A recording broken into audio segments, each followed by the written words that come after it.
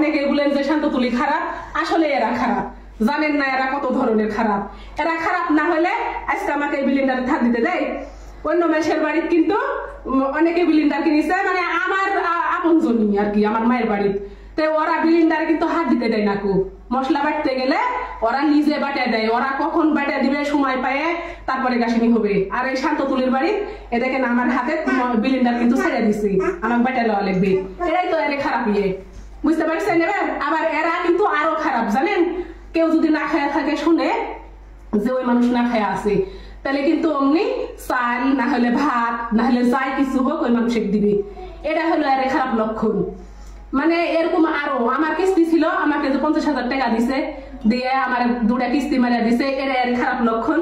মানে এর আরো অনেক রকম খারাপই আছে। যেমন এই যে আমার মতো অসহায় মানুষে এই লাইনে আনিছে, আমার একটা গতি করে দিছে, আমার মেয়ের একটা গতি করে দিছে, আরো অনেক মানুষ আছে এরকম তারই গতি করে দিছে। এটা এর খারাপ লক্ষণ, বুঝতে পারছেন? মানে আমি আমার ফ্রিজ ছিল না কো যখন, তখন আমি মানুষের বাড়ির ফ্রিজে মাংস খেতে গেলে কি মাছ খেতে গেলে হাত দিলে বলে কি হাত দিলেন কি জন্য এই কথা বলে। আর এরা কিন্তু আমার যখন থেকে এ বাড়িতে আসিছে তখন থেকে আমার জন্য একটা ডয়ার ফ্রি ফ্রিজের, মানে আমার যখন ইচ্ছা আমি ওর ফ্রিজে মাংস মাছ থুবো, আবার যখন ইচ্ছা লিয়া যাবো। আমার বলবে না যে আমার ফ্রিজে হাত দিলেন কি জন্য।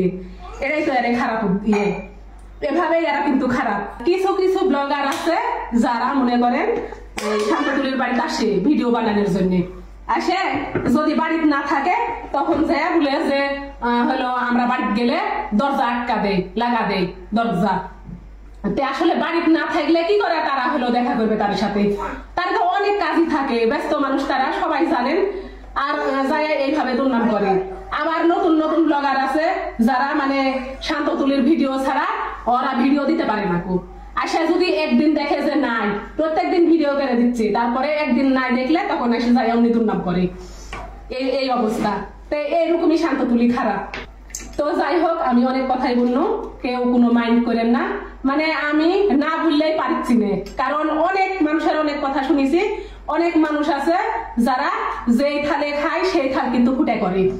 আমার এই কথা শুনে হয়তো বা অনেকে খারাপ মনে করবেন, সবার উদ্দেশ্যে কিন্তু আমি এই কথাগুলো বলিনি। ঠিক যারা যারা এরকম কথা ছড়াছে তার উদ্দেশ্যেই আমি কথাগুলো বলেছি। আমার কথাগুলো আপনারা মনোযোগ দিয়ে শুনবেন।